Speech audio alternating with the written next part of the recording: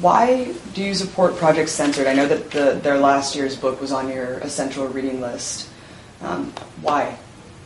Because Project Censored focuses on the courageous media that publishes articles that the mass media doesn't cover. And it does it in a very clear way, and the selection process, I think, has been pretty effective.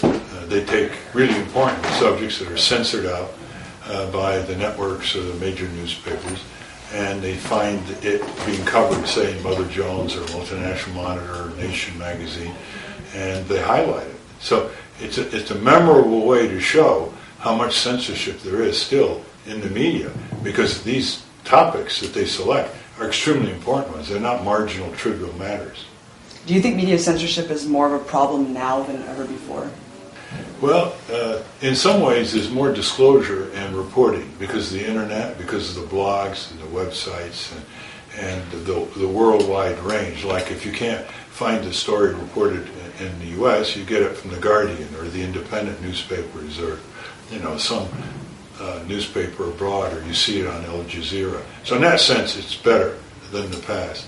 And the second, though, there's far more censorship of citizen activity trying to do something about the very revelations that are reported in the newspapers. So you get great featured stories that are Pulitzer Prize winning in the New York Times and Washington Post and Wall Street Journal. And then when people rally or march or file lawsuits or give testimony about the very abuses that these papers have exposed, they don't cover the citizen efforts. That is worse by far. For example, we used to be able to get on the Phil Donahue show. There's no more Phil Donahue show. He opened the door for the women's movement, the consumer movement, the environmental movement, the displaced worker movement, like no one before, with a huge audience of 8 million people. Nothing has replaced him since he closed down in 1996. We used to get on Mike Douglas and Merv Griffin shows. They were largely entertainment shows, but they felt a responsibility to devote maybe 10-15% of their time to serious activities going on. They have, of course, been replaced by these sadomasochistic shows that are on afternoon daily TV. So things are really going down. A lot of seasoned reporters have been laid off, or that their contract has been bought out, and so that memory and experience is not doing much. Then you have the embedded journalists. Can you imagine being an embedded journalist in Iraq or Afghanistan? That's another way of saying, we're muzzled journalists. So they're missing all kinds of major stories. And with the budget cuts for the mass media, there's less foreign bureaus, less reporters and bureaus in the United States for these big newspapers and television networks. So that all those represent a real decay in the mass media. Absolutely. One of the things Project Censored talks about is framing. And that's a really crucial aspect of censorship that people don't really realize is censorship. And I wanted you to speak, I know that you spoke about this in your talk, but I wanted you to speak about the framing of how the media portrays elections and that whole false dichotomy, the lesser of two evils. Basically, we're fear-mongered into voting against our interests. And I just wanted you to speak about that, even though you did already, just something that you can say, just because it's infuriating. I know that you're probably... framing is a way of excluding, let's face it. I mean, if they frame the Israeli-Palestinian conflict in terms of pro-Israeli, then the slaughter in Gaza and its precedents and the fact that it was Israelis that broke the truce and had a continuing embargo, it would have been a completely different reporting situation. And that's true in terms of covering the Pentagon, covering the predatory seizure of our natural resources on federal lands which belong to us, or a whole host of subjects that simply are not covered. For example, the stealing from the healthcare expenditures. It's about $250 billion out of a $2.7 trillion. That's $250 billion with a B. And there's a professor at Harvard has documented this. His name is Malcolm Sparrow, and he's the world authority on this, and he's been consultant to various states and federal agencies. He's almost never interviewed by the public, newspapers, or by the TV. And he's a great source. That amount of money would cover the uninsured And every year it's $250 billion. So shared sacrifice. Come on, we all need to cut expenses, except the defense, of course. Yeah. Now, this is an oligarchy and a plutocracy, pick your word, and that infects the media. Because the media, mass media, is a conglomerate of corporations. And 6 or 7 now control the bulk of TV, radio, magazine, newspaper circulation. When Ben Bagdikian did his first study over 25 years ago, it was about 50 media corporations that had that ratio of control. It's down to about 6 now. So you see where it's going. And that's why Fox News has such an influence, and that's why the Dow Jones because they get a bigger share by fewer and fewer corporations serving their investments. I mean, they're out for profits. When the Wall Street Journal does all these editorials, always against consumer protection, against the civil justice tort system, against fair taxation, nobody ever says, hey, these Wall Street Journal editorials, they're nothing more than servicing the page after page of corporate advertising in their newspaper. Why give them any credibility at all? Right. Exactly.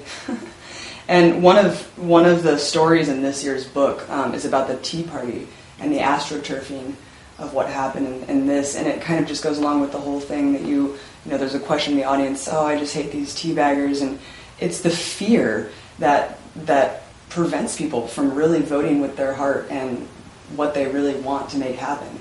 And you see the Tea Party was just totally co-opted and astroturfed. It's not even really real. There's no substance there.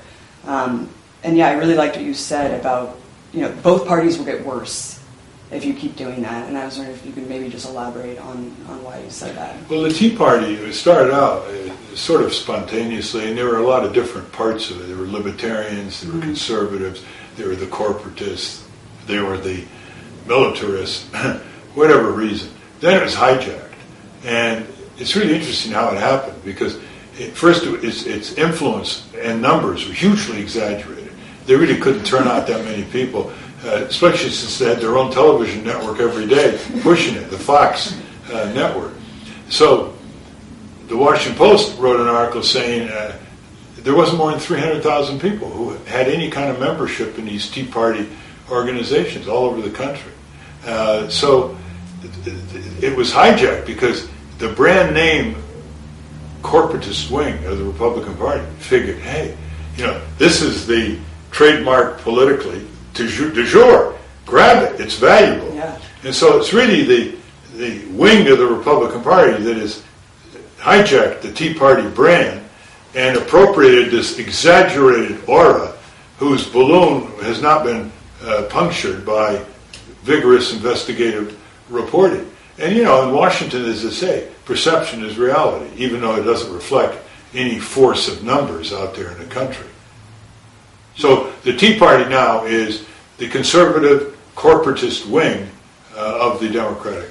The Tea Party now is the resurgence of the conservative, largely non-libertarian wing of the Republican Party, and it's ensconced in Congress. We interviewed Mike Gravel a couple of weeks ago, and he was just talking about, during the 2008 election, he felt like the game was rigged. He wasn't allowed even on the MSNBC or NBC debates because of GE. How do you feel about candidates who, you try so hard to get in there, and the game's rigged all along? The establishment won't let you; they'll phase you out. And we saw what happened to you in 2000 and 2004, when people still to this day, Ralph Nader cost or the election, when really there was widespread voter fraud that no one really followed up on, even though it was very blatant. Greg Palast did a great report on it, but it's just amazing that those talking points are still perpetuated, and that the game is really rigged. I was wondering if you could talk about that. Well, Mike Gravel, he got on the debates early on, but he tried to wing it too much. If he raised enough money just to have an office in Des Moines or an office in New Hampshire, by the rules of the Democratic primary, they couldn't have excluded him. So he could have lasted a little longer and maybe got a foothold so as to get at least as much attention as Ron Paul did, who spent time trying to raise money. Mike Gravel as a very good proposal, but he thinks it has legs on no money. Right. Well, do you think the game's rigged? Of course. Two-party dictatorship, completely rigged, right down to the Presidential Debate Commission, which is a fancy phrase for a private corporation created in 1987 by the Republican Democratic parties to get rid of the League of Women Voters, which supervised presidential debates up to then, and to exclude anyone who they think should not reach tens of millions of Americans. How do we get people out of this paradigm that they're living in, where they need to do one or the other when both mirror each other? Well, they have to do what no one can stop them from doing, and that is vote their beliefs and conscience. Don't go tactical and vote for least worst, and every 4 years both parties get worse. And get out and march and demonstrate. That's the first ramparts that gets attention and gets more and more people on board. And last I learned about our system, they can't stop you from marching and demonstrating in front of the right buildings and the right places at the right time all over the country in ever greater numbers. Civil disobedience, I love Cornel West's kind of turnaround on that. And I know I said that was my last question, but I wanted you really quickly, I just remembered, I mean, this is so relevant with the al-Awlaki assassination. You were talking about Obama's exacerbation of a lot of Bush's foreign policy, and this is, I mean, is this, you've been in politics for a long time, is this open, kind of accepted assassination now of American citizens, is this kind of par for the course? Is this just playing the game of politics, or is this kind of an unprecedented thing that we should be standing up and saying what's going on? President Obama, who was a constitutional lecturer, has just torn up another part of the Constitution. Now, he now believes in summary execution of suspects, even American citizens, which violates the due process of law guaranteed by our Constitution.